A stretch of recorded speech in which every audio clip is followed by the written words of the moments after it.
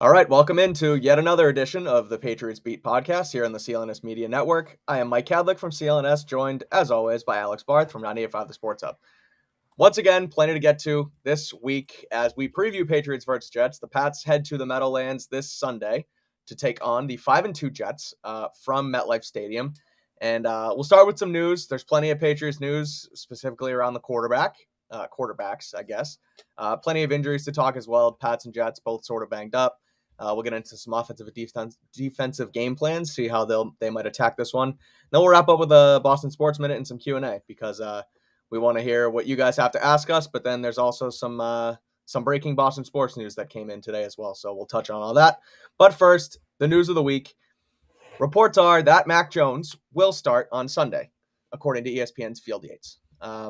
It started as a bit of an outside report, like it was last week. It wasn't really anything internal. It didn't come directly from the team, but I guess I trust Field Yates personally. I know he's been in the building before, and he is also friends with Steve Belichick. So there might be something to that. Today, Bill Belichick was asked about it at his press conference, and once again did not directly call Mac the starter, but said that he's full go this week and should be ready to go. So no, he did.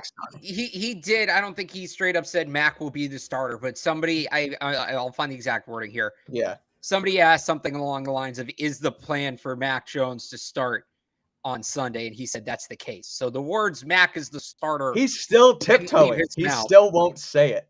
I know it's going to happen. He did. No, he did. Hang on. I'm trying to find this.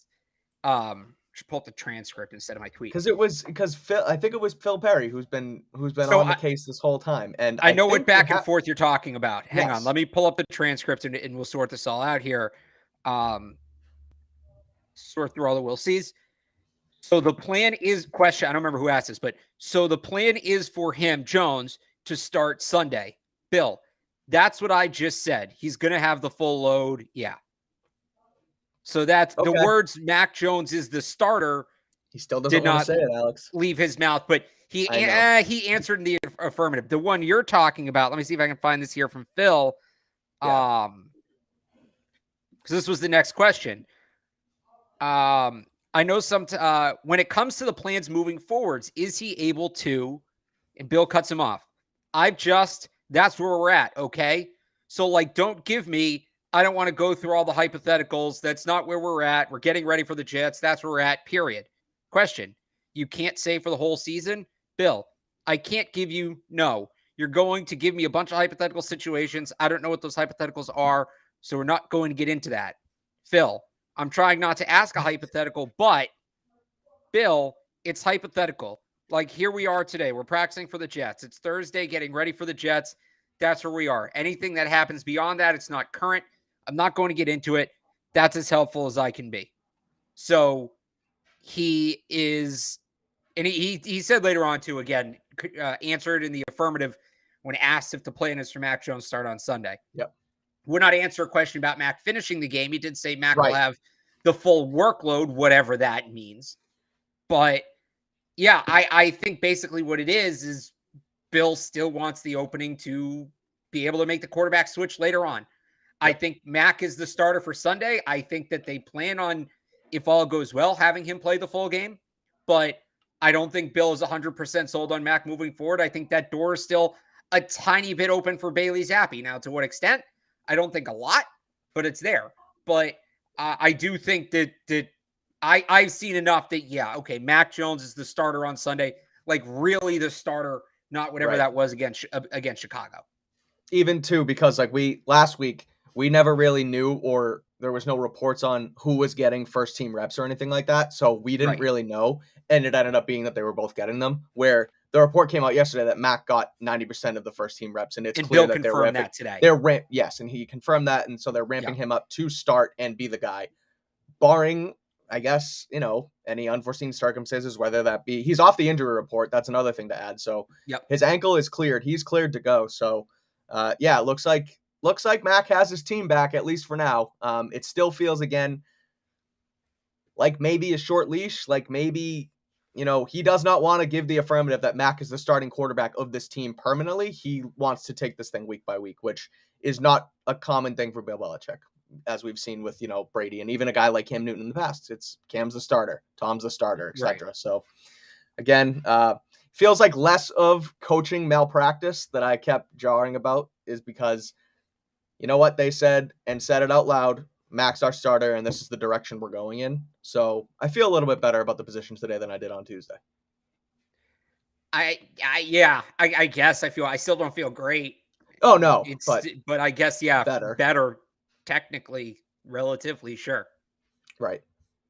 So we'll see. Mac's getting the start anyway. We'll see how that pans out the rest of the way.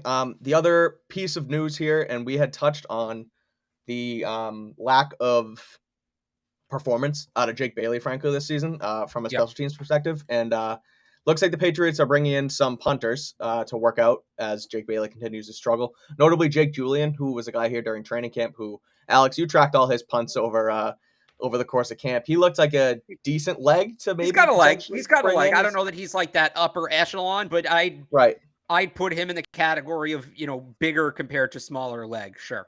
Right. Yeah. So, I mean, no news about I don't know that he can really control it, but he's got a big leg.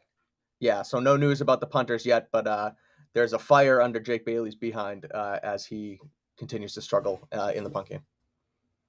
Yeah. And I would say rightfully so. And we've got another strong punter draft class coming up, believe it or not. Troy Taylor, Iowa, punt to win. But, the 2023 punters class. Nice. Mike Reese kind of insinuated something that it could be a workload thing and Bailey might still be hurt. That would be interesting. At this point, though, if he's still hurt, look, I used his injury to excuse away his performance last year. I sat here and did that. I said, he's hurt. He's doing the best he can. If he was that bad, they'd put him on IR. If it's the same injury and now we're into year 2, is it going to get better? This is a lingering, nagging injury. At what point is it chronic and then he just can't do the job anymore? So it's going to be interesting to see how that plays out for sure. Yeah, we'll see how that goes. But again, punters are here to, push Jake Bailey and hopefully whether it be Jake Bailey or whether it be a practice squad elevation to kind of get him moving in the right direction. Again, no news yet, but there's people in, so Jake Bailey should be on notice. Let's do injuries on our new Injury Thursday segment here because there are plenty of them, especially on the Jets side. The Jets, who, like I said, are 5-2, playing really good football, but lost 2 key pieces to their offense last week in Breece Hall and Elijah Vera Tucker. And potentially a third, too. Yes, correct. Corey Davis, who hasn't practiced. In Corey Davis. Yeah, so Hall and Vera Tucker definitely out for the season. Hall tore his ACL, Vera Tucker tore his triceps. Corey Davis still in limbo, but was the one Jet who did not participate in practice today. He's kind of turned into Zach Wilson's favorite target over the last 2 years of his Jets tenure. And then some other limited participants were Dwayne Brown, who another person on the offensive line who they're gonna want to keep Zach Wilson upright. Jermaine Johnson, a rookie out of Miami. I have that right? Where'd he go? Who? Sorry, who is it again? Jermaine Johnson, the DN. Yeah. He was Florida State. Okay. Florida State. Okay. Yep. Okay. Same right state. Conference, right state. Yes. And then, basically Corey Davis is the big one here. Did not participate. It has turned into Zach Wilson's security blanket favorite target there. So the Jets brought in, as we'll get to when we talk defense, they brought in James Robinson from the Jaguars. Their sort of platoon backup running back who was there with Travis Etienne. He's had a good season. I don't know if he'll play. They haven't really mentioned anything. I'm sure they'll probably try and get him some reps as the 49ers did Christian McCaffrey last week. But Jets are banged up. So any initial thoughts off their injury report? Yeah, I mean, it's going to be interesting to see what their offense looks like, especially if Corey Davis can't go. Mm-hmm.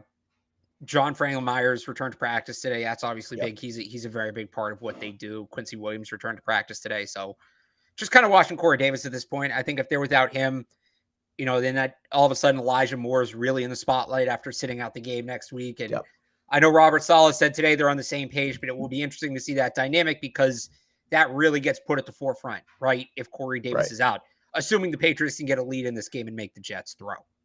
Right.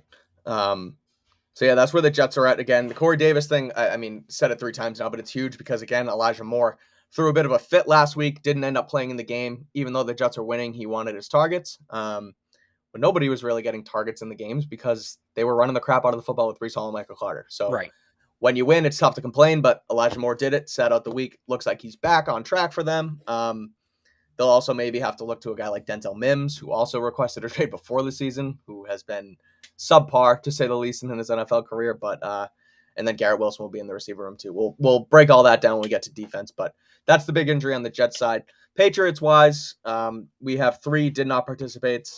David Andrews, who is still in concussion protocol, and with the current climate around concussions, I feel like he's probably going to end up being a no-go this weekend. It's already Thursday, and he hasn't touched the field. Christian Barmore, with the knee injury, ended up practicing some last week, didn't play, and now is doing a DNP, so something to watch there. And then Kyle Duggar's ankle, also a DNP.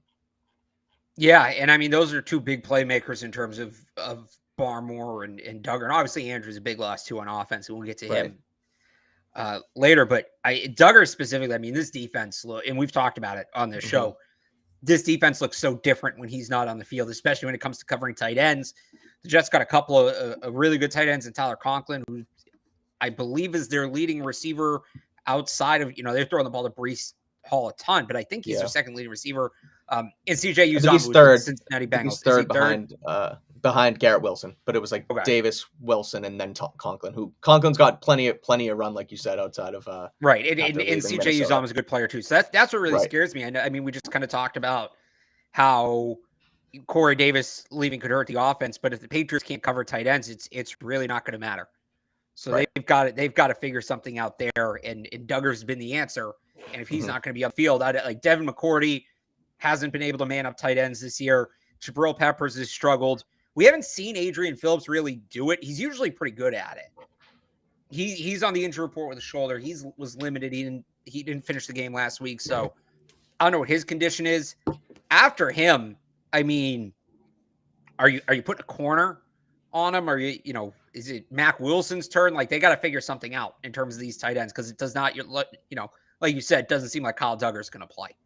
Right. I mean, even last week, they let up the 10 quick points to the Bears, but they sort of had them in check a little bit when Zappe came in and they took their lead again, and then it was like all of a sudden Duggar left the game and the floodgates opened for that Chicago right defense, or that. I mean, it was a couple plays later. You had the play where Fields rolled around and hit Cole Kmet over Devin McCourty deep down the sideline, and that that was a major turning point. Exactly. So huge loss with Duggar probably out. It's an ankle. I don't know. Has anything come out? High ankle sprain? I haven't heard a thing. No, I don't know. The only guy we've heard news on is Andrews, and he's in concussion protocol. Right. So, two playmakers there. Concussion for Andrews as well, out. Along the offensive line, some limited participation guys with Mike Onwenu yet again, and Isaiah Wynn is still on the report with a shoulder. So, look, if Mac Jones now getting the start, they're going to want to keep him upright and get the run game going to get him comfortable. And it looks like that might be tough if potentially three of their offensive linemen are at least banged up at a minimum. Yeah, this is going to be really tough to do offensively. And you talk about it in the running game and the passing game as well. The way the Jets defense is constructed, right? They run that Seattle 3. It's basically a version of what the Legion of Boom did. That's where Robert Saleh's NFL coaching resume kind of begins. And the thing about that defensive structure is there's really not a ton of deceit to it. You're not really hiding a lot. You're just kind of running what you run. And the idea is you find players who are who are ideal scheme fits, who can run it at a high level, and you force the offense to also execute at a high level.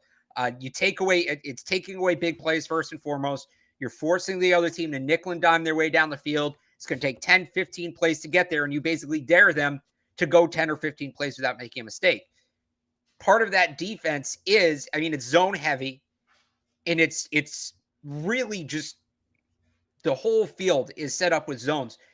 These defenses don't blitz a ton. The Jets blitz at the second lowest rate in the league, just over 14%. The Bears actually only the team that blitz less. Mm-hmm. So what that means is, if you're going to play defense like that, you have to have a defensive line that can get home. You have to have a defensive line that can create pressure on their own. And the Jets have done that. They rank 12th in pressure rate. They rank second in quarterback knockdowns. These 4 guys are getting there. Quinny Williams and John Franklin Myers are the studs. Yep. And then you have Carl Lawson and Sheldon Rankins are the other 2, 4 defensive linemen. Franklin Myers and Quinnen Williams alone have combined for 30 pressures and 8 sacks in 7 games. The Patriots have to be able to slow down those 4 guys. They have to. And when you probably don't have your center, your chief communicator. Mm-hmm. We don't know we have no idea what the deal is at right tackle. Is Isaiah Wynn healthy or is he not? If he is healthy, is he still the starter or is Marcus Cannon going to go over him, right? Michael Onwenu's banged up as well, like you said.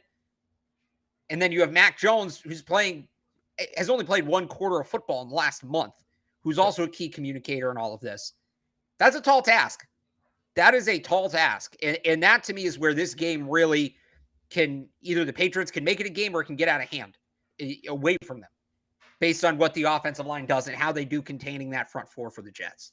Yeah, 100%. And a guy like James Ferentz, who has to come in and be the chief communicator, like he's done it in the past a little bit, but I mean, he's not nearly as reliable as David Andrews. The center position admittedly has been very solid for the Patriots over the last decade plus with oh yeah. I mean, they've been awesome. Even a guy like Ted Karras, who would have to come in and kind of run point for a while. It was always solid, but again, losing Andrews, who's been a force on the front for them for forever since he was undrafted out of Georgia, is tough loss. Same with the other guys. Again, like the Isaiah Wynn thing is it's wild because you don't know if it's an injury, but are they just kind of holding him there and keeping him there as they shop him? Right. We'll talk more trade deadline next week, probably at the beginning of next week with the deadline at 4 p.m. but on Tuesday. But O-line banged up, going to be tough. So anything else on the injury report that kind of caught your eye? Both receivers, again, Aguilar and Bourne, limited. Anthony Jennings made an appearance with a calf. No, it's pretty much it. Just the offensive line. Standard practice, yeah. And the defense, yeah. Yeah, Phillips with the shoulder, and John Jones will play, but he's on there with an ankle. So yeah. But the big ones, like we said, David Andrews, Christian Barmore, Duggar, all did not practice, all probably not going to play. So before we get into the offense defense, let's talk about our friends at LinkedIn. LinkedIn Jobs. These days, every new potential hire can feel like a high-stakes wager for your small business. You want to be 100% certain that you have access to the best qualified candidates available. That's why you have to check out LinkedIn Jobs. LinkedIn Jobs helps you find the right people for your team faster and for free. We use LinkedIn Jobs here at CLNS Media to post our openings, and it works like a charm. LinkedIn Jobs makes it super easy to post your openings. Then you just add your job and the purple hashtag hiring frame to your LinkedIn profile to spread the word that you're hiring. Simple tools like screening questions make it easy to focus on candidates with just the right skills and experience, so you can quickly prioritize who you'd like to interview and hire. 2022 is coming to a close here, so now's the perfect time to finish your year off right with the new team member. It's why small businesses rate LinkedIn Jobs number 1 in delivering high-quality hires versus the leading competitors. LinkedIn Jobs helps you find the qualified candidates you want to talk to faster. Post your job for free at linkedin.com/beat. That's linkedin.com/beat to post your job for free. Terms and conditions apply. Let's talk offense, because a little bit different, not so much different, but feels like we need to get something going with an offensive game plan here. Mac Jones is starting. The Jets defense is pretty good. Probably the best defense they've played in the last several weeks. They have a bunch of guys. They're letting up just under 20 points per game. Sauce Gardner, dominant rookie, looks like he's going to be the defensive rookie of the year if he stays healthy. CJ Mosley, Quinnen Williams. I mean, you can go down the list, and these are just like, it sounds crazy, but they're big names, guys that have been like studs around this league for quite some time. You can even get into LaMarcus Joyner and DJ Reed. And I mean, they have a bunch of guys that can play good football. So the Jets defense is legit. Mac getting the start. Do they run this similar offense with Zappe that they've been running with Zappe? Do they go back to this thing they've been trying with Mac? It sounds like, by all accounts, or not that it sounds like, but you need to go back to that Zappe offense. And I wonder essentially if they're going to do it. What say you? Well, I think they need to, especially with some of that play action stuff. I just talked a lot about how the offensive line is going to have to slow down, the front 4. The best way to do that is with play action, right? Mm-hmm. And make sure that they're using their eyes and they're actually going through, and they can't just pin their ears back and go. So I've been saying it since week 4. What they're doing with Zappe, they need to do with Mac, because Zappe has made that offense work. They have similar skill sets, but Mac is a little more elevated. That is how you unlock the offense. Whatever this is they're trying to do with Mac with all these deep shots. And the other element of it is, and I kind of touched on it earlier, right? the Seattle 3 defense is designed to take away the big play. The Mac Jones offense is just big plays. It just throws down the field. His average depth of target is 10.6 yards. That's the second deepest in the league. The Jets defense, that blows my mind. Just the 10.6 yards per carry or yards per attempt that we're doing with Mac Jones, second in the league when he does not have his game. No, it's not his game. And there's nothing wrong with that. There's ways to win with a quarterback like that. Right. What blows my mind is how many people I've seen say, well, get rid of Mac Jones and bring back Jimmy Garoppolo. Jimmy Garoppolo is a worse version of Mac Jones. If you want to run this offense and you're upset Mac Jones can't do it, don't put Jimmy Garoppolo in it. Don't do that. That won't work. Anyway, the Jets want you to throw deep. The Jets want you to throw into their cover 3 with Sauce Gardner lurking back there and their safeties. That's exactly what they want you to do. And if the Patriots run the offense they've been running, that's exactly what's going to happen. The Patriots offense last year in the offense they run with Zappe this year, and the way it worked for a number of years under Brady, is predicated on the idea of use the short and intermediate parts of the field, take what the defense gives you, and basically play mistake-free, low-risk, mistake-free football. Take the high percentage throws until the defense doesn't let you anymore, which is, by the way, exactly what the Seattle 3 defense is willing to give you, what the New York Jets defense is willing to give you. The idea is that then either one of two things is going to happen. They'll let you sit underneath all day and throw the quick slants and throw the drag routes and run the football and run screens. And you can just do that all day. And as long as you don't shoot yourself in the foot, you're going to do well enough offensively. The other thing that can happen is defense doesn't want to give that to you anymore. They creep up. And then that's when you throw the ball down the field, when they start stepping up to take away those short and intermediate throws. That's what they did for years. Not every year, but a lot of the years under Brady. Some years, Randy Moss, Westwell, that offense was different. But that's what they did quite a bit under Brady. That's what they did in 2020, 2021 with Mac. And it's what they've done this year with Bailey Zappe. Why they want to get – and by the way, I love that offensive system because – with the right guys. It enables – well, here's the thing. I think most guys are scheme fits for that offense. I think it gives you a lot of flexibility with your personnel, with the way you attack. You can still be a game plan offense within that, right? Mm-hmm. Unless you have a guy with an arm like Aaron Rodgers or Patrick Mahomes, you really just can't exclusively take deep shots. It's not going to work, right? There's 3-4 quarterbacks on the planet that can run that offense. There's a reason not everybody runs it. It's not because it's not successful. It's because it's not easy. The Patriots need to get back to that offense with Mac Jones under center. This is a great week to do it because the other defense is willing to give it to you. The cover 3, the Seattle 3 defense, the New York Jets defense is willing to give it to you. And we can get into some specifics of how they can do that here in a little bit, but they need to go back to that general philosophy with Mac Jones because it's what's going to allow him to dig himself out of this hole. I mean, agreed 100%. And I think Michael Lombardi talked about it, about just take a profit. And I think Emmanuel Acho talked about it with Justin Herbert, which it was a bizarre thing. He read some Chargers coverage and it was kind of wrong, but he used the term, which is my point here. Just take a profit. You can't go broke taking a profit. Mac Jones used that term a lot last year. Haven't heard him say it this year, but he used it a lot last year. Yeah. It's like, I'm kind of confused as to why the change, why the different offense. It just doesn't make sense to me. It's almost, we'll be down at Gillette tomorrow and Matt Patricia's going to talk to us Friday morning. And I kind of want to ask him the question. I think I'm probably going to. It's like, why the change? Like, what's going on? And try and, we'll back it up with some numbers, which we've talked about here. But like, it's the thing with Zappe, the first drive, they run that leak play. It's like, why are we not running kind of game plan specific plays with Mac on board? And why are we just chucking it downfield? It doesn't make sense to me. I don't know. You have an answer? Like, it's a $1 million question. That's kind of, it's funny. I've talked to these people who like are convinced Bailey Zappe is a better quarterback than Mac Jones. And I try to explain to them why it looks that way when it's not.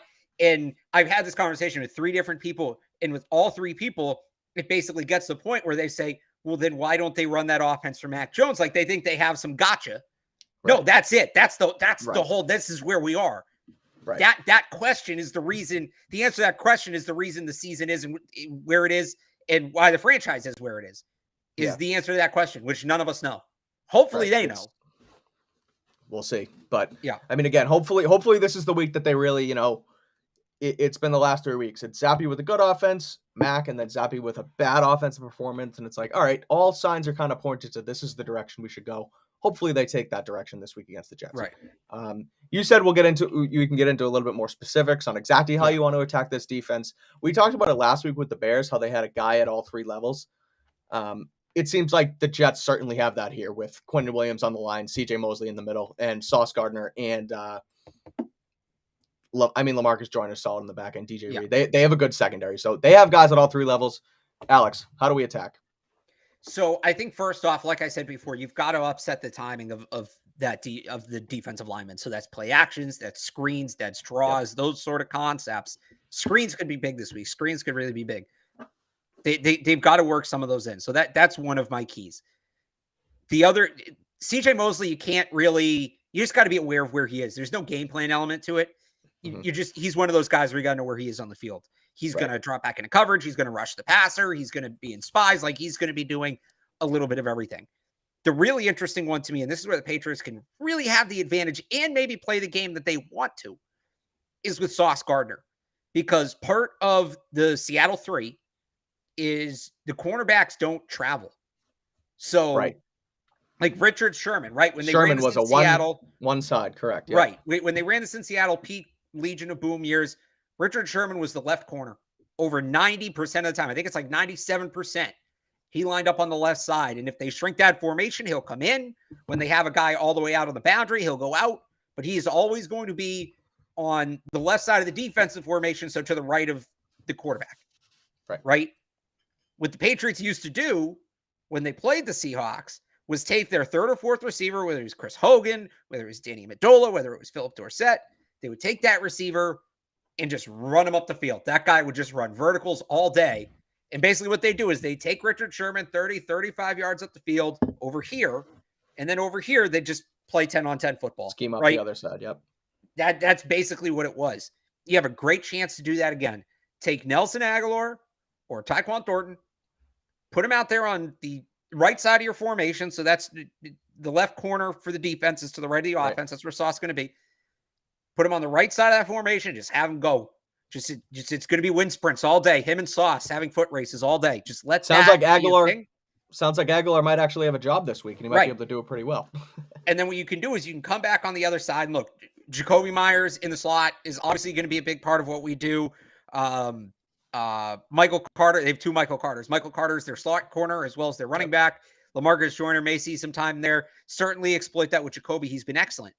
But the real thing is, you have Devontae Parker, 6'3", 50-50 ball, big guy. And the deep balls to him, the 50-50 balls to him, have been their best deep shot the last couple of weeks. It wasn't great at the beginning of the year, and I was critical of it.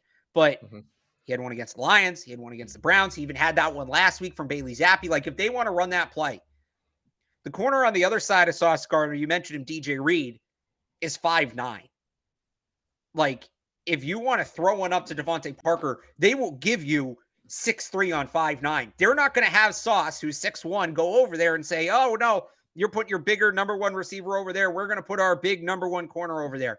That's not how they operate. They're going to put the 5'9" guy over there with help with the safety over the top. You're going to have a chance to really exploit that 50-50 with Devontae Parker. If they have Devontae Parker lined up on the right side of the formation, so opposite Sauce, on the right side of the formation, and they try going deep to him on that side, if they do that once, it's one time too many. Just, again, play 10-on-10, Sauce over there, whatever. He's going to lock down whoever he covers. He's a very good player. He's got those long arms, great instincts. He's outstanding. I mean, the fact that we're sitting here talking about a rookie on defense that we essentially need to take out of the game plan says all you need to know about Sauce Gardner. Oh, yeah. He's outstanding. Like 10-on-10, or let him do that, and then 10-on-10 over here, you've got Devontae Parker guarded by a guy who's 5'9". Take advantage of that. Like that should be, and it doesn't have to just be 50-50 balls. You can run them on slants, use that natural separation, comebacks, use his size, the advantage. Should be a big game for Devontae Parker. That's it. That to me is that's what they would do back in the day.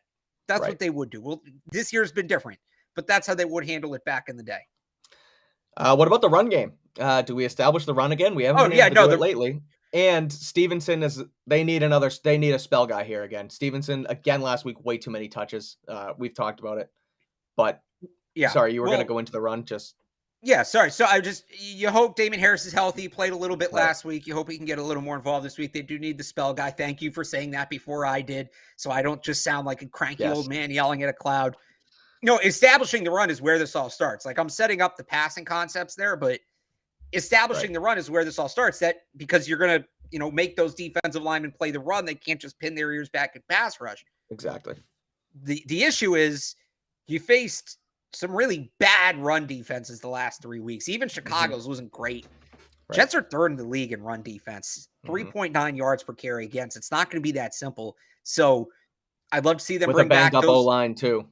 Yeah, I think, it would be a great time. And again, this is something they've only done with Zappy. But I'd like to see them bring back some of those 6 offensive line to tackle eligible sets, whether that's Isaiah Wynn and Marcus Cannon, or maybe Yadni Kajus gets activated off IR. He returned to practice this week. I don't know if that's going to happen, but Taekwon was activated after 1 week, right? Some of that. Decent week to go back to 12 personnel, keeping tight ends, keeping running backs into block in the passing game. But in the run, they have to establish the run, but it's not going to be as easy as it was against Cleveland, in Detroit, and as easy as it should have been against Chicago. It's going to be an actual tall task this week, which is why, again, that play action, draws, things like that, just anything to upset the timing up front. That's the name of this game. Upset the timing of the defensive front. If they can do that, it's going to make everything else easier. But it's easier said than done. Of course. It's I mean, that's the name of the game. It sounds easy. I feel like we've been a broken record on this show for the last 3 weeks on just kind of how they have to attack on offense, but it's how it works against these types of defenses. Ultimately, they just need to. I mean, it sounds silly the way to say it like this, but they need to just outscore whatever the Jets are going to have to do, because I think defense is how the Patriots win this game. If we want to get into the defense now, because for all the Jets have been on offense, Zach Wilson hasn't been great, and he hasn't really been asked to do anything. It's been mainly their run game. Breece Hall set the tone for them running the ball. He ran for I think it was 90 yards, over 100, and then he had 72 on 4 carries last week before he tore his ACL. So, I mean, they were just pounding the rock with Breece Hall. And I think the defense is this is another week where they have to really bounce back, and I think they could do it on a team that is banged up on offense and just lost their running back.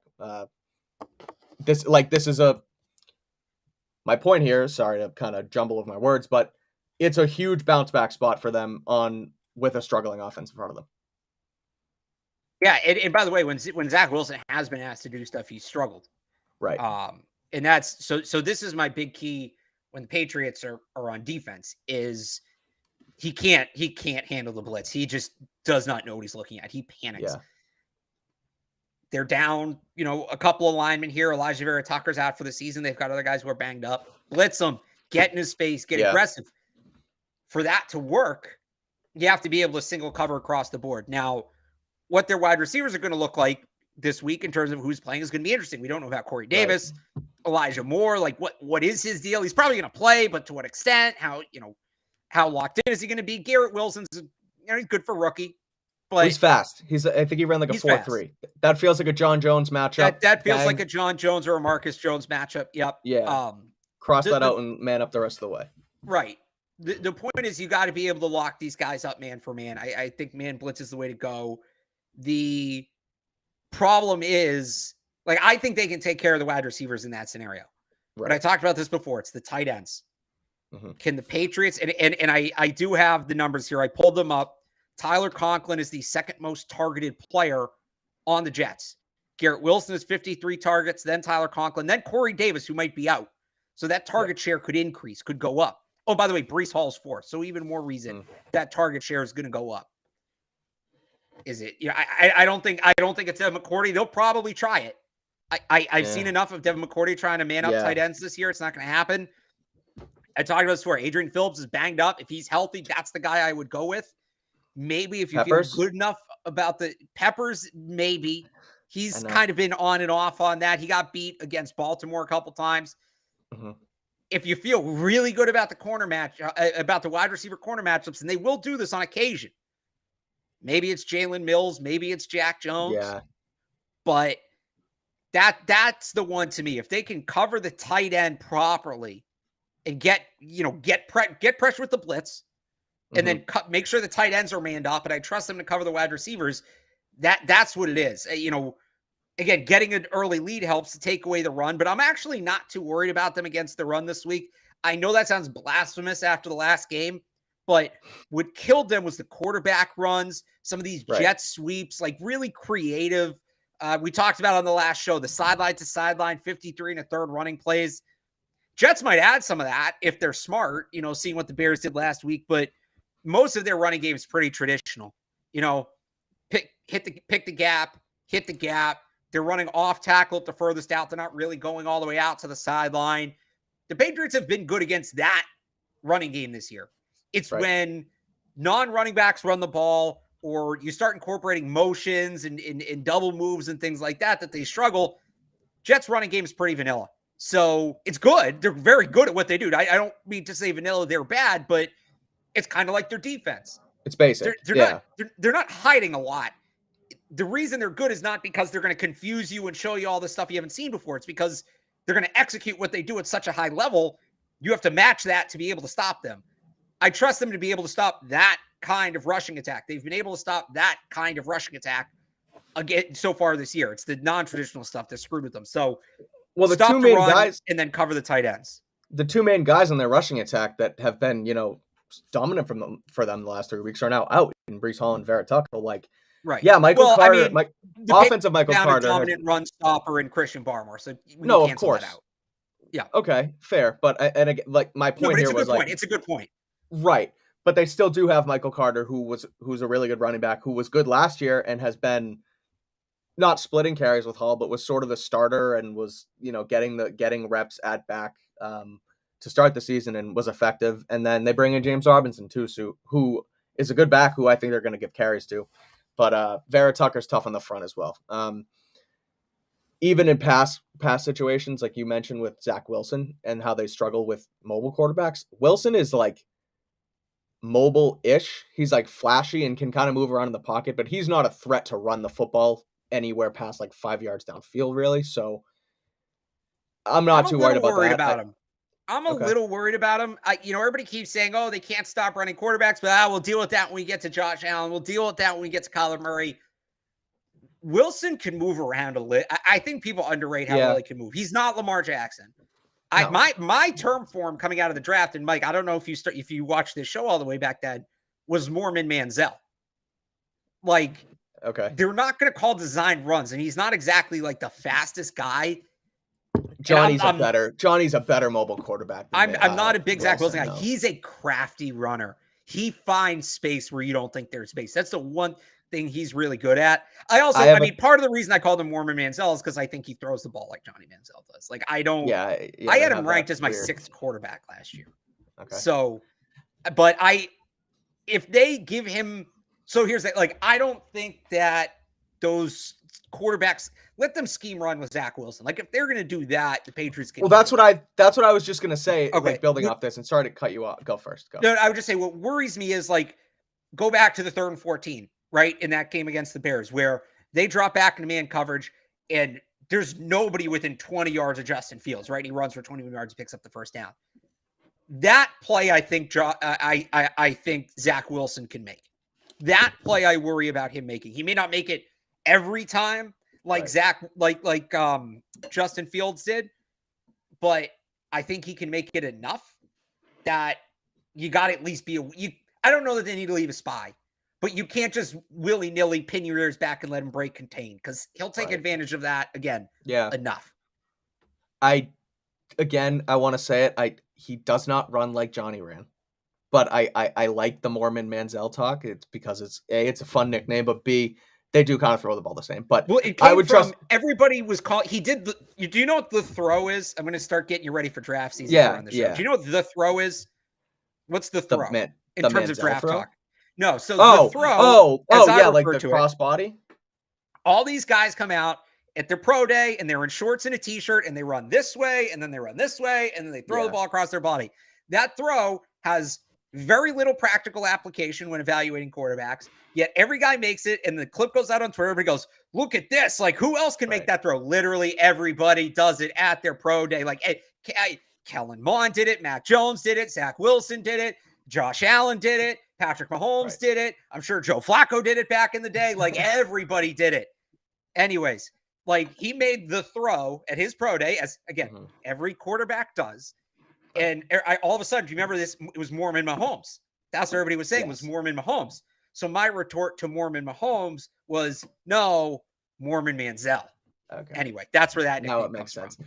Well, my point as far as like how they can scheme this up with Wilson is, I mean, you look at vanilla offenses and vanilla offensive coordinators, like a guy like Patricia, who does not seem to really fully understand how to scheme something up, or even Joe Lombardi in Los Angeles, who has one of the best, like one of the most skilled quarterbacks in the league in Justin Herbert, and they basically don't do like any play action. All they do is shotgun and 4 wide and throw it deep. Well, if Mike LaFleur, who is a good offensive mind, who's a part of that Shanahan tree, they're good at offensive mind. They might not be great head coaches, as Alex will say, but they know how to. No, you're not wrong. That's we've for the most part. Look, there's exceptions to the rule, but that's an off-season thing here. Right. The point is, Mike LaFleur knows how to call an offense, and if he's smart, he will realize the skill set, the limited but skill set he has in Zach Wilson. Watch the film from last week and say, okay, we can take advantage of the Patriots not being able to cover quarterbacks who are athletic. So yeah, that's just my point. They have a smart enough coaching staff. Looks like a competent coaching staff where that might be a problem here. So they just need to make sure that they know that Zach Wilson might be able to run on them. Yeah, just be aware of it. Yeah, defense is how you win this game, though. I think that they have the tools there because, again, man up those wide receivers. Even if they can't cover a guy like Tyler Conklin. I mean, Tyler Conklin, he kind of looks like an offensive lineman out there playing tight end, but he's good. So it almost looks silly because he's just like this. You weren't worried about Robert Tonyan. I know. He got a big one on him. Like, here we go again. Are you sure you want to go down this road? I know. It's just Tyler Conklin doesn't scare me. Uzomah scares me more than Tyler Conklin. Honestly, same. I don't know why they're not playing Uzomah more. Maybe this is the week. Know. Uzomah, that dude can play. He's at when I went, I don't even know what day of the week it is anymore. When I went on Tuesday and I looked at the splits, I was really surprised how little they're throwing him the ball. Maybe there's something there that, we just don't know, not being around the team every day, but yeah, I would agree with that. Yeah. So that's kind of the recipe offensive and defensively. If we want to, do you have any final thoughts on the defense before we kind of we can get into some Q&A. If you guys want to fill up the chat with some questions as we kind of wrap this up, but any final thoughts offensive, defensively? I'll give a prediction and a pick after if you got any thoughts after. Offensively and defensively, this is normally where I squeeze my special teams thought in. Yeah, we can do special too. Let's kind of just wrap up the game as a whole as we get some Q&As in here. Braden Mann's a good punter. I'll say that. It's going to be a field position game. Braden Mann, Jets punter, is a really good punter. So we already talked about Jake Bailey struggling. Yeah. So I said my piece on that, but good. There's my special teams thought. Good. Max starting. Call it like you did with Zappy. Sounds like the name of the game. ISO Sauce Gardner on the opposite side and throw away from him. Defensively, get after Zach Wilson with some blitz and watch out for the tight ends, and you can man up these corners. These wide receivers with your corners. I have a full prediction with players to watch on CLNSmedia.com that was posted today, so you guys can check that out. However, I will give you my prediction and pick. The Jets are 1.5 point favorites this week. Kind of makes sense because the Jets are actually pretty damn good this year, but I ultimately think that the Patriots get it done this week. I think they're gonna handle them on defense, and then the offense is just gonna have to score their points, get it done, scheme it up with Mac. I finally trust Patricia here in the spot for some reason. I don't know why, but I think that's weird. All this, I feel like I know it is. It's silly, but I feel like they're gonna, they're going with Mac. They're in their one direction. It feels like this is the week where, everyone's talking bad about them. It's crazy. The malpractice and yada, yada, yada. And I feel like they bounce back. So Take the Pats plus 1.5, and I also like the under of 40.5 because I don't think the Jets are going to score many points. No, there's going to be no points in this game. None. Yeah, without Breece Hall, without Vera Tucker, it's going to be no offense from the. I don't think the Jets are going to be able to score because I think the defense 9-3 game at best. I mean, this is a win's a win. We're talking about Iowa Rutgers here. Yeah. My overall thoughts on the game. Everybody's kind of touting the Jets' record 5-2, their win streak. And look, I know it's a cliche. It is hard to win in this league. Mm-hmm. Let's look at their win streak here for a bit. They beat the Pittsburgh Steelers 24-20. That's not a good team. That's not a good Pittsburgh team. And frankly, I was surprised to see that the Steelers scored 20 points on this Jets defense. They blow out Miami 40-17 with backup quarterbacks. They beat the Packers 27-10, which I still sort of think is impressive. I still think it's impressive holding Aaron Rodgers to 10 points, but this isn't Aaron Rodgers. Like, clearly it's not your father's Packers team. Right. And then last week they go on the road. They beat Denver 16-9 with a backup quarterback, Brett Rippon, Mark Rippon, Dave Rippon, whoever it was. They needed 2 last-minute pass breakups. They got a pass breakup in the end zone on a 4th down. Couldn't run with like 2:30 to go. Couldn't run the clock out and almost got beat again. And had, Sauce had to make another incredible play there at the end to beat a very bad Broncos team without Russell Wilson. So I kind of look at it. Patriots are probably the second best or third best team the Jets have played on this stretch, right? Yeah. They're better than the Broncos. They're better than the Steelers. I still think it's a toss-up with Miami, especially because that backup Miami quarterback, right? I think this is a measuring bar for both teams. Both teams have, beaten bad teams. What have the Jets done against the truly good teams? Well, they lost to the Ravens and they lost to the Bengals. So I think not that the Patriots are on those teams' levels, but I think if the Jets win, puts a little more legitimacy behind what they're doing right now, especially because you get that monkey off the back and them beat the Patriots since 2015 and all of that. And if the Patriots wins, I think 12. The Pats 12 straight, yeah. And if the Patriots win, I think it kind of cancels out some of that doom and gloom and puts some of what the Jets have done in perspective. So I honestly think this game's more about the Jets than the Patriots in terms of, what it means. For the Patriots, it's just getting your head back above water. If they lose, all hell breaks loose, but it kind of feels like we're teetering on that anyway. I don't know that that's necessarily about the Jets. I think they could be playing anybody short of maybe the Bills and the Chiefs this week, and we'd feel that way. Whereas for the Jets, it really feels like this goes one of two ways. You have 5 wins in a row, getting ready to take on the Buffalo Bills. Like that's big boy football. And I don't know the last time the Jets played big boy football. They haven't had a 4-game winning streak in 7 years. It's the first time in 7 years they've won 4 games in a row. If they lose, Patrick year probably since 2015, since the last time they beat Patriots. If they lose, it's all right. They lost to a Patriots team that's kind of reeling. It's kind of like what the Patriots winning streak was at the middle of last year, where they rattled off all those wins and it was great, and you felt like they were building something, and it probably was a sign they were at the time, but they're still not on that next level yet. So that's my overall view on it. Yeah, well, again, we'll see. They all feel like must-wins at this point in the season because this AFC is just a jumbled mess. And, I mean, it's going to be a close to 500 team at the end that makes like the 6 and 7 seed. So you just got to play. You got to play football. You got to win. You got to win the games that you should win. And I feel like this is a game they should win. Q&A time, Alex. What do you think? Yep. Let's do it. All right, I got one. I got one right off the bat here. Right. And how short is Mac's leash this week? Does he have a leash? Because again, I said it from the top. It feels like Belichick is still being kind of sheepish on like what's up at the quarterback position, and he's not backing up Mac entirely here. And I know it sounded like he said he's going to start, and the report comes out from Yates, and I get it, but reports came out last week too that Mac was going to start, and he did start, and then they pulled him at some point. I mean, he talked about it being injury related, and now his injury's done, and he's taking the reps. So, do you think he has a short leash? Do you think he has a short leash? I actually don't, simply because there is no more, we pulled him because of the injury. Like, if he gets pulled in this game, he was benched. And I wrote about this on 98.5 thesportshub.com earlier today. Max said on Wednesday he believes he deserves to be the starter for the team. I agree with him. I laid out why. One of the reasons.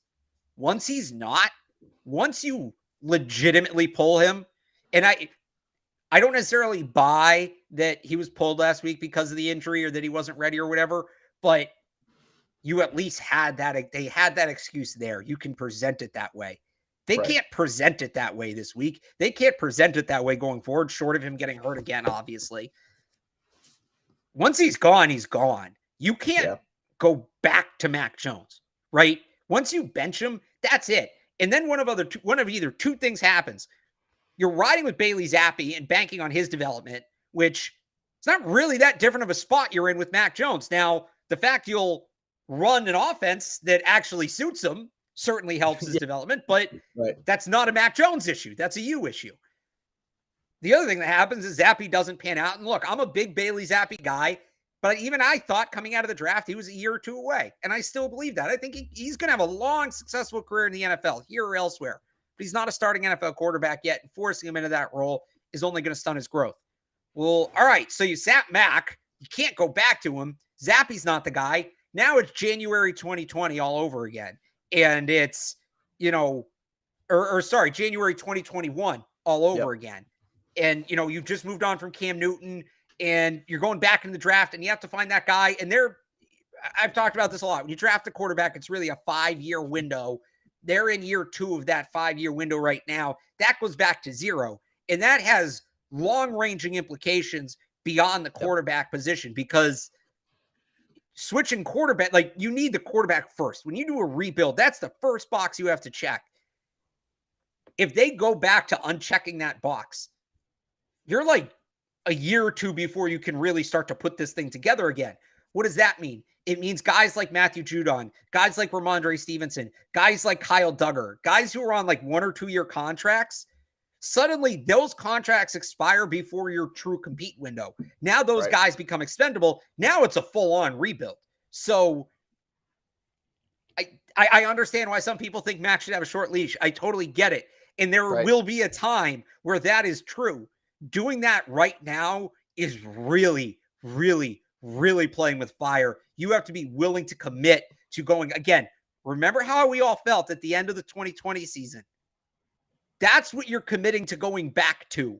Yeah. If you're going to pull Mac here. And is it worth it after 3.5 games of just absolutely setting them up to fail, that you're willing to say, hey, this kid, Mac, is the reason this isn't working? That's basically what it comes down to. There's a very big butterfly effect that could happen if you bench Mac in this spot. Benching him last week, whether it was a benching or due to injury, at least there was some sort of excuse / story behind it, being the injury. Now that he's fully healthy and is able to go full go, you have to back him or you don't. And it's not just we pull him this week and we try it again next week. No, this has a lot of implications going forward. So I don't think his leash is that short either. However, the Belichick comments still kind of are strange to me, because he's not committing long-term to Mac right now. And I'll add a couple things. Like you said, that's my piece on you can't go away from him right now. If Bill doesn't think he's the guy and Bill's committed to a rebuild, like I just laid out that whole disaster plan, if Bill's fine going in that direction, then the leash probably is pretty short. Right. I can't imagine Bill, this close to catching Shula, would want to do that at 71 years old, but he might. Yeah, the other element of it is, I don't want to come across as saying Max Teflon. There will be a time when you do have to decide whether or not he's the guy you want to go with long-term. That is much later this season, and realistically in the off season, when we, let's see where they're picking in the draft. Let's see which quarterbacks declare for the draft and which quarterbacks don't. Let's see which quarterbacks decide to go to free agency. Let's see what it meant that Tom Brady was at Robert Kraft's wedding. We'll have all those conversations in the offseason. Having them now is just, you can afford to have all those conversations in the offseason. So why not use the time you have now to see if you need to, or see if Mac Jones can rebound? Not giving him a shot to fight for his job just because, as a fan, you're looking at it because he threw a couple picks, some of which, by the way, were not his fault. Right. Which people are kind of pointing out with Zappi. I don't know why we can't realize that with Mac. There will be a time when it comes to determine whether or not this is Mac's job. Right. Making that decision right now for the sake of just doing it now doesn't help you. That talk, and trust me, we will have those conversations. We'll have them on this show. I'm sure they'll be had on other shows. I'll use it as a shameless plug. We'll have it on the Sports Hub Patriots podcast. We'll have it on Catch 22 with Evan Lazar on Patriots.com. We'll have those conversations in the offseason. There's not a huge reason to have those conversations right now. Agreed. You have the rest of the season. Let's go to the next one because I like this one. All right. You see the Pats making any trades before the deadline? I wrote about this, and I can kind of hit it real quick before I let you get into it. I wrote about some trade bait pieces this week on CLNSmedia.com, just because if the Patriots do lose this weekend against the Jets, you kind of get into, okay, are we buying or selling, right? Do you go after a guy who's on an expiring contract to bring him in for, a run at the postseason, or do you start selling guys who are on expiring contracts who you can try and get some value for? If they do lose against the Jets, I think there are some guys that they would really consider selling, one of which is Damian Harris, I think, which is another question here. I'll kind of pop that up real quick too. Just give Todd some love here. Is Damian Harris really trade bait? I think if they lose this week, Harris should be trade bait because he's a running back on his last year of his deal who they're not going to re-sign because you just don't re-sign running backs in this league unless Harris wants to take some crazy low deal because he'll get paid elsewhere, something that he's worth. I think Damian Harris is a trade bait guy because he's on last year. Isaiah Wynn could potentially be there as well. I think that tackle depth in the league right now is so thin, and he doesn't really seem to have a place here right now, whether it's his injury or because Marcus Cannon looks to be pretty solid at the position. So I think Wynn's another guy who they could trade. I have a couple more, but what do you think about at least Harris and Wynn? And you can kind of go into it from there. I'm just nervous about trading Harris because if they're going to trade Harris and suddenly Pierre Strong or Kevin Harris or JJ Taylor steps into the rotation, fine. It's probably a good trade. I'm actually not totally 100% on the boat that they won't pay Damian Harris. I think he's a guy that has become a very important voice in that locker room, as a leader in that locker room.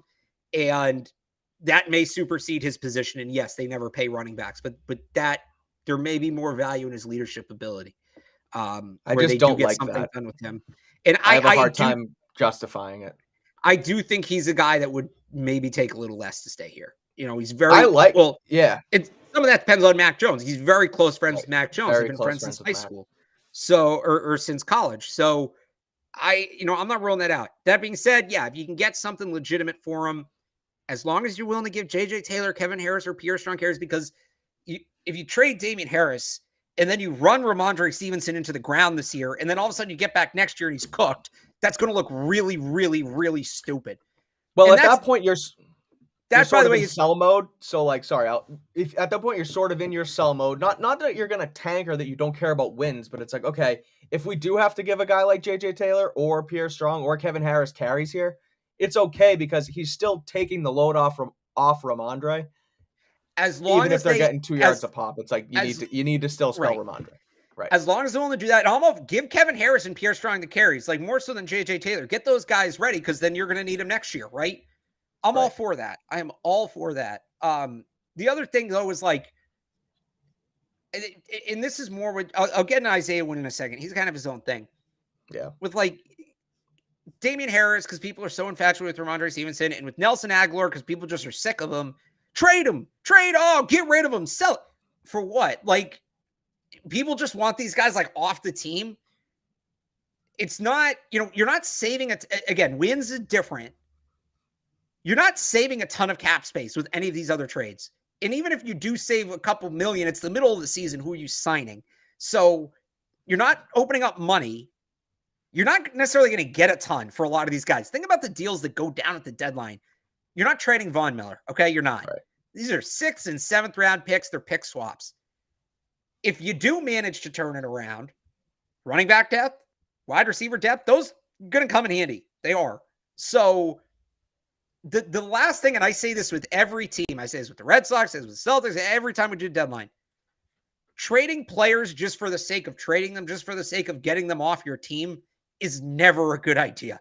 It just doesn't work, right? Yeah. If you're going to trade a player, there should be a purpose behind it. Either you get a really good offer or, a guy on a multi-year deal and you want to get that money off the books in the future. Now, okay, now that makes more sense. Doesn't apply to Damian Harris and Nelson Aguilar. Would apply to a guy like Kendrick Bourne, would apply to a guy like Devontae Parker.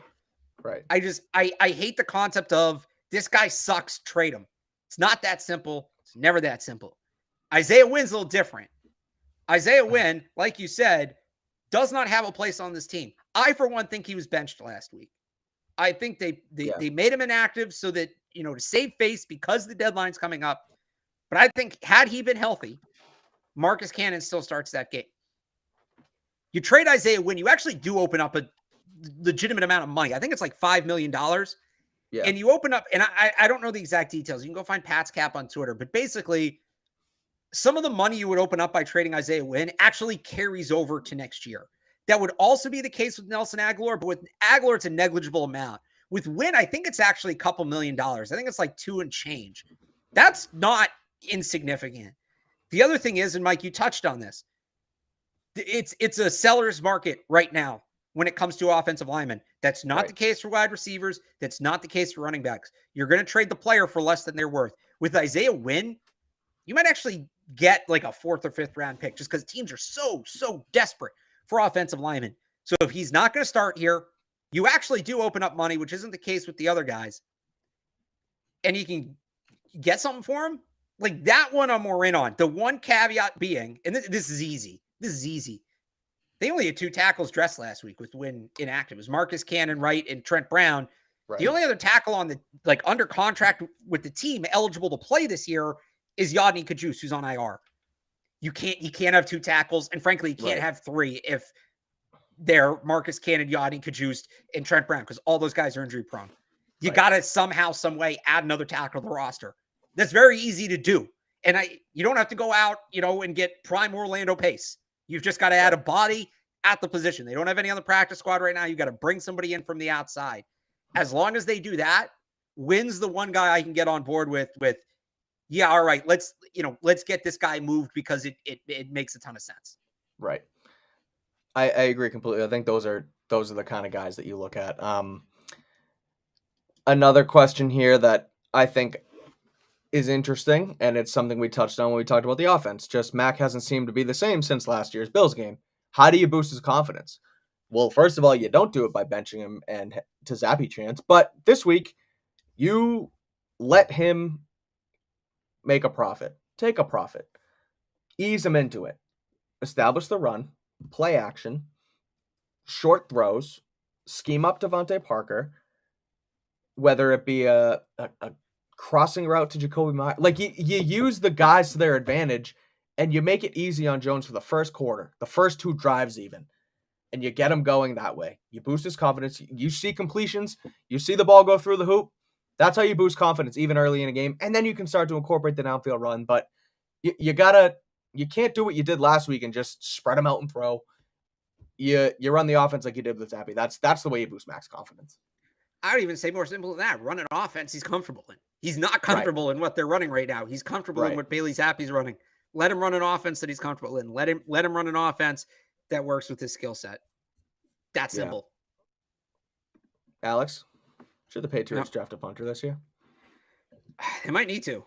Yeah. Troy Terry's really good at Iowa. There's the kid whose name I'm blanking on out of Tulsa who had a 91-yard punt last week. They might need to. They do need to draft a kicker. I don't like. I'm so not draft, but like bring in. It can be a UDFA. They need to have somebody ready to go behind Nick Folk. Nick Folk's been amazing, but man, he's 37. It's a fickle business. We're gonna do special teams talk during the draft, both kicker and punter. Don't you worry. That's gonna be a conversation. Someone continues to ask and they want your opinion on it. And yeah, here it is. They've asked this like 15 times. Jerry Jeudy, the Patriots, Alex. What are your thoughts on it? Oh, I mean, that'd be great. I would be excellent. I'm a huge Jerry Jeudy guy. I'm on record as saying I thought he would be the best receiver out of Alabama in Nick Saban's tenure. And I know that Julio Jones played for Nick Saban. I really think highly of Jerry Jeudy. And he's spent, unfortunately, the beginning part of his career in a horrible situation. Yep. Patriots a better situation right now? Not by much. That'd be great. I don't know what it would take to get him. Probably a lot. I don't know the Patriots are willing to give that up right now. When he's a free agent in a couple of years, absolutely make the call. 1,000,000%. I will be pounding the table for that. But until then, it's just pipe dream for me. Okay, really quick last one because we got to get moving here. We're going to get into a Boston Sports Minute, but this was originally going to be in the College Football Minute that we ended up canning. Will Bama make the finals? I was going to do a let's redo our top 4 7 weeks in. I think that Bama has a chance here if they can just win out and win the games they win, which I think they probably will. What say you? SEC champion Bama gets into the playoff. Yeah. So that means they have to beat Ole Miss this week. Or sorry, they have to beat LSU they play LSU and Ole Miss the next 2 weeks. I forget what order it is. Those are the 3-1 win teams in the SEC West. If they win those 2 games, they're in the conference championship. They get a shot to either play Tennessee again or play probably number 1 Georgia. That win puts them in. If they lose one more game, maybe if they lose in the SEC championship to an unbeaten team, whether that's Tennessee or Georgia, if they lose in the SEC championship to an unbeaten team and things go ass up in the Pac-12 and things go ass up in the Big 12, then maybe. But I think they need to win the SEC to do it. That being said, Can they do it? Yeah, I think they can. I think they can beat Ole Miss. They can beat LSU. I like them again against Tennessee. And honestly, I don't know about this Georgia team. That Missouri game was, don't get me wrong, like they're excellent. They're a great team. But that when we're talking about like the number 1 team in the country, if I had to do my rankings right now, I'd have Tennessee number 1. I would. I just think they're playing good ball. Georgia, and I know the scores maybe don't reflect it as much. Georgia's had some slow starts this year. Georgia's had a couple minutes where like you kind of see that national championship hangover sitting there. Tennessee's just pedal to the metal, man. That team is fun to watch. So I also don't trust Stetson Bennett like I do Hooker and Stroud. Of course. So if Alabama's one loss is to a Tennessee team that they then came back and beat as the number 1 ranked team in the SEC championship, it's kind of hard not to put them in, right? That's basically what happened last year with Georgia. So I think they will, but I just hope I'm done with Georgia. Like, great story, great team, ton of talent, all that. Been there, done that. I want Alabama, Tennessee. I want that rematch, whether it's in the SEC championship, whether it's in the college football playoff. I want another Alabama, Tennessee game because that game was awesome. I'm also a huge Bryce Young guy, so I want to see him win an Natty because he didn't last year. Okay, fair. So that's that for Q&A. That's that for Patriots Jets. But we have some breaking-ish Bruins news today. So let's change the back. Let's change the backer here. Did I say this tonight? I meant this morning. You said this morning, and I was gonna. Oh yeah. Okay. Brad Marchand is back for the Boston Bruins after off-season hip surgery. Was expected to be out till like the middle to end of November. I think earlier this week, Jim Montgomery had said that it was going to be closer to Thanksgiving, and then all of a sudden he comes out today and says Marchand's back. The Bruins are rolling. They're 6-1. They're the best team in hockey right now. It's early, but they're playing really solid. I think Linus Ullmark is undefeated in starts. Swayman was the one. Swayman kind of Swayman lost the one game. Yeah, but he's starting tonight against Detroit, who's in town. But what do you think of Marchand back? I mean, it's a good sign that he's back and healthy, but are they rushing him back too quick on a team that's already kind of rolling? Yeah, and one assist already, by the way. The Bruins are up 1-0. I'm a little worried about it. Like, why they didn't need to bring him back right now? They didn't, and it's hip surgery, man. Like, you're not playing around with that. So I'm sure he wanted to get back out there. I'm sure he gave his pitch to the team doctor, but we'll see. My whole takeaway coming away from that last game was, they're going to be able to just kind of ease these guys back in, Marchand and McAvoy, and nice, easy landing, all that. Nope, Marchand's back. So maybe he's good. He's good. I mean, why not play him? But I'm not a doctor. I don't know. I just hope they didn't. I just hope they didn't rush him back for sure. Hips are tough, like especially in hockey. I mean, you're skating around. It's different muscles. I mean, I feel like hips and hip replacements. I know it wasn't a replacement, but like I think it was a torn labrum or something. But I mean, I don't want to mess with a hip. And a guy like Marchand, who's already getting up there in age, who's going to be directly in the fold of this Bruins team down the stretch, or so you'd want him to be. If they were 2-4 to start the year and you needed a kick in the ass, it's really a lot different. I mean, do it, but they were scoring goals anyway. So, I mean, it's again, good to see him back. It clearly means he was ahead of schedule and his body healed, but I don't know. I hope they don't do the same thing with McAvoy because again, they're playing solid hockey right now and they didn't really need a change up, but I mean, good for Marchand. I bet the Bruins today to win the Stanley Cup at 20-1. I do it to myself every year. They always disappoint me, but there was too much buzz around the team that I had to put in the ticket. So we'll see what happens there. But anything else Boston sports wise? Celtics are rolling too. And there's some Devers news. Devers could potentially be re-signing, I guess. Or he just got a birthday cake. Who knows? Yeah, well, I'll be honest. I've been so locked in with this quarterback thing. Right. Like, I know there was a Grant Williams suspension that was questionable. There's the Rafael Devers birthday cake saga. I'm actually, it's on my schedule tomorrow when I get home from the stadium. You know, it's Mac Jones. Like say, Hayes in the barn at that point. That's when I'm going to catch up on the rest of the week in Boston sports. But Rafael Devers nominated for a Silver Slugger seems like the kind of guy you pay. So birthday cakes for everybody. Yeah, I mean, they need to lock that guy up. That's the one. It's like Mookie Betts was one thing, and it killed me. But if they don't re-sign Rafi Devers and keep him here long term, then I'm officially rescinding my sports fanship for the Red Sox, because that would do it for me. But looks like there's some progress there on that front. And yeah, like you said, Joe Mazzulla got the boot on Monday night when we were at Foxborough, which I kind of just saw on Twitter. I didn't see anything about it, but backing up his guy Tatum. So they seem to be gelling. Celtics are rolling. The Grant Williams suspension's interesting, but all seems well in Boston sports right now, aside from the Patriots, which is not really like we're used to seeing. Yeah. So let's get back into our normal digs on Patriots beat, because we're gonna wrap up now. We went a long time. We're at an hour and 10. So obviously good conversation here. Patriots play the Jets this weekend on Sunday at the Meadowlands. Alex, you gonna be there? No.